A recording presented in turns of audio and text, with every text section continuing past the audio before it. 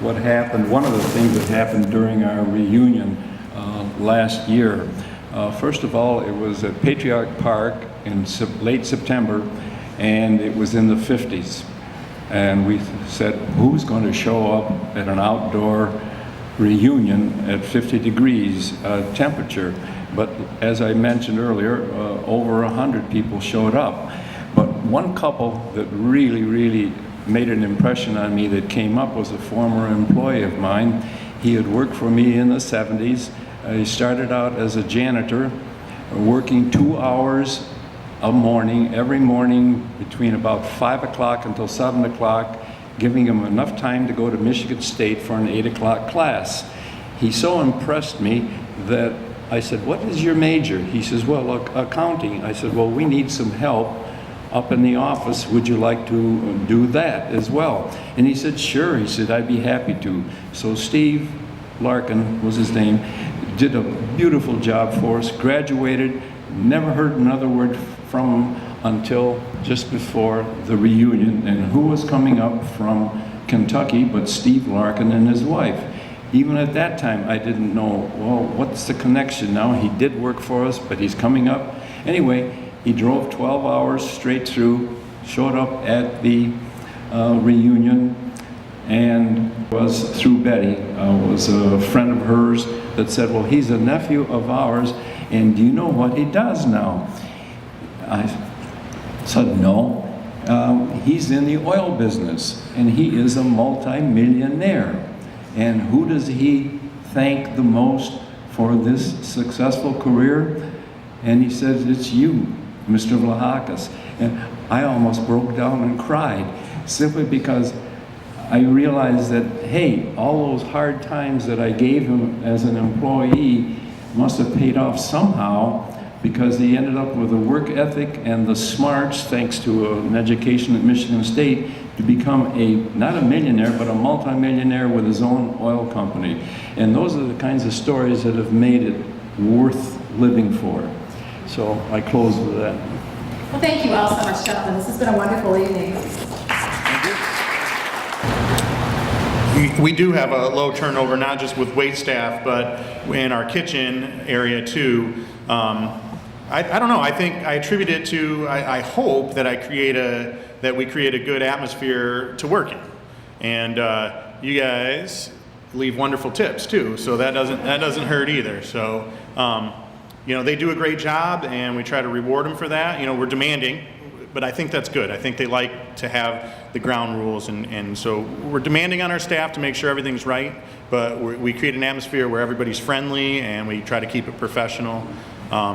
So that's what I attribute it to. I think that we have a good combination of discipline and friendship and camaraderie that creates a good atmosphere that people feel comfortable and they like to come back and stay there in one place. Of course, we're always happy when one of our staff members moves on in life, and we encourage that and love writing. I love writing those letters of recommendation for someone to take it to the next job.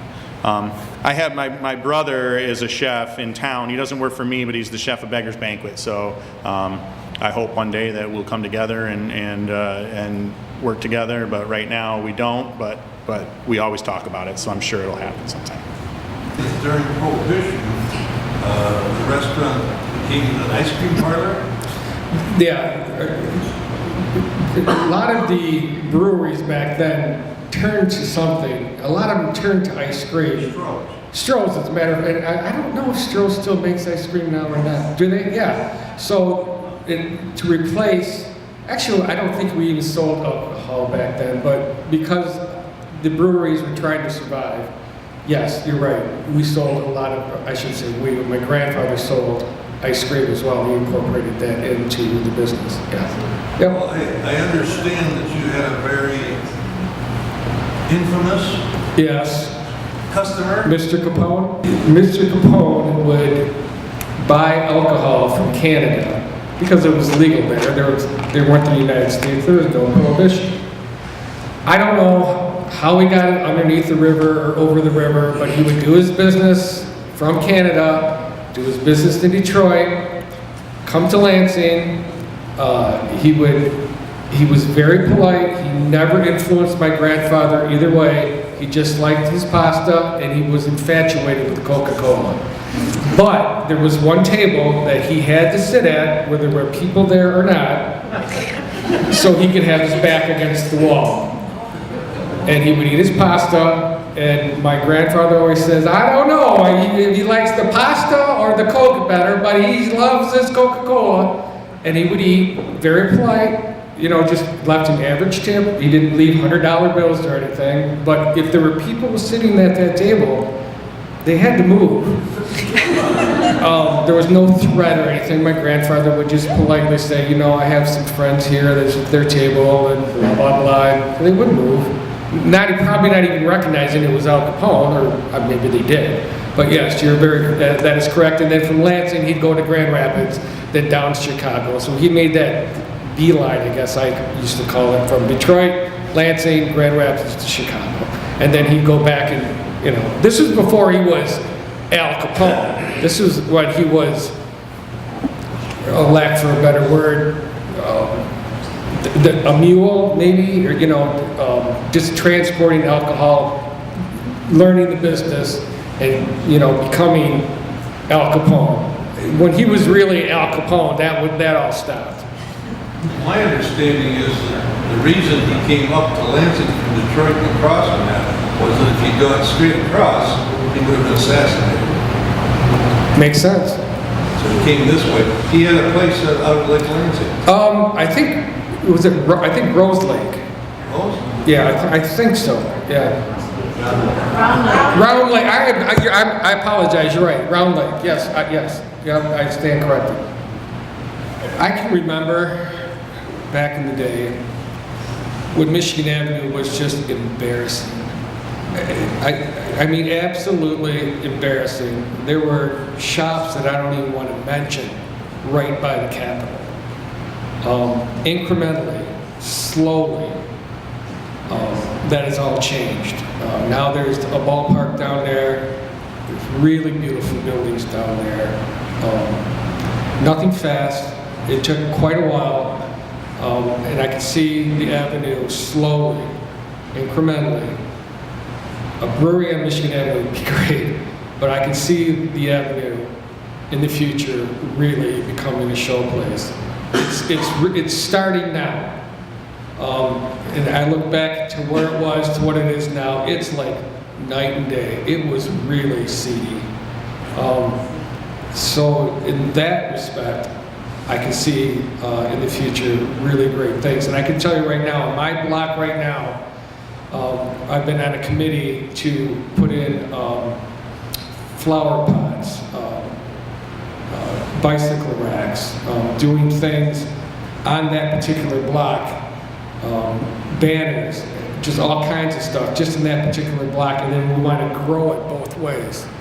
In that respect, I can see it growing too, but your thought on a brewery is really cool. I really don't know why Lansing doesn't have a brewery. I've got some thoughts on your statement to your question. I think the growth for cutting edge, hip restaurants and breweries and things is astronomical.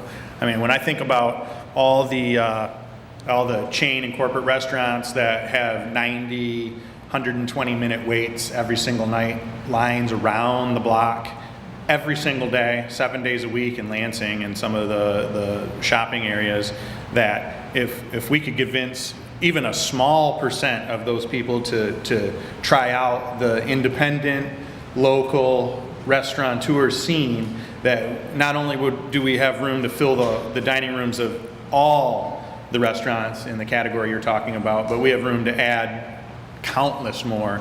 So really, it's just a matter of us doing our job by getting the word out and just slowly, making the ethos change from going out to that style of dining and upgrading, I would call it, to the style that we like to present. And I think if slowly but surely, the potential is huge. It's massive if you look at how many people are dining in lower caliber restaurants right now. And as far as a brewery goes, yeah, Lansing could really use one. I hope that whoever's involved with it, that there's so many breweries that are popping up all over this country right now, and some of them can be not quite as good quality because there's been such great strides in microbrew quality that whoever does it in Lansing, because it's going to happen. I mean, for sure it's going to happen. I just really hope that they don't try to cheap out on it, and they really do their homework and do it well. But I think the potential is huge for the city. Any idea how many independent restaurants there are in the East Lansing area? The latest guess was evenly split 500 in the Ingham County area, and of them, 250 of them are franchise, and the other 250 are independently owned. And that was a year ago that I saw those statistics. The problem is with independently owned is the turnover. If you've been on Washington Avenue and then go back a year later to visit Washington Avenue, you'll see that a great number of the restaurants are no longer there. There's another restaurant in there. But I see, to answer your question overall, I see an absolutely beautiful future for Greater Lansing, particularly the Michigan Avenue corridor from the Capitol building all the way to Michigan State University, particularly because, is it called the Isotope Project? Is that the $1 billion overall? Once that is completed, you will see a next level of prosperity for the Greater Lansing community. So personally, I see better days coming, particularly on the corridor I just mentioned. Yes, sir. With that, how do you guys feel about the Red Cedar project and the redevelopment happening at the golf course? If you could depoliticize it, it's an excellent idea. But politics have ruined more than one project in Greater Lansing and anywhere. So you have to overcome that first. That's and maybe the secret to that is getting Joel Ferguson on the correct side. Excuse me for saying that. There was a hand in the back. Yes. Along the lines of independent restaurants, is there a website or a brochure or something that lists the independent restaurants that we could check out? There isn't, but there's a beautiful magazine put out by the Greater Lansing, I guess, Chamber of Commerce. Visitors Bureau, and that lists a number of independent restaurants, gives you a choice. I think it's the best publication that's come out in a long time. It's full color, and it's interesting that the majority of the advertisers are independently owned restaurants rather than chain restaurants. There have been a couple over the years.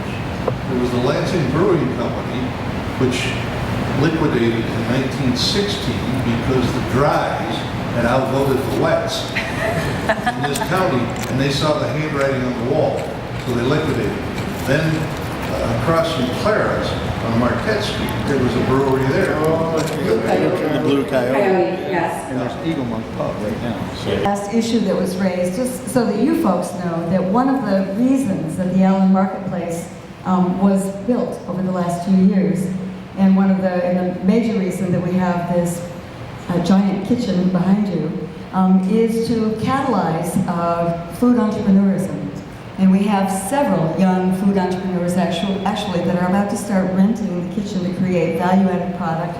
We have a couple of folks that are interested in developing food trucks.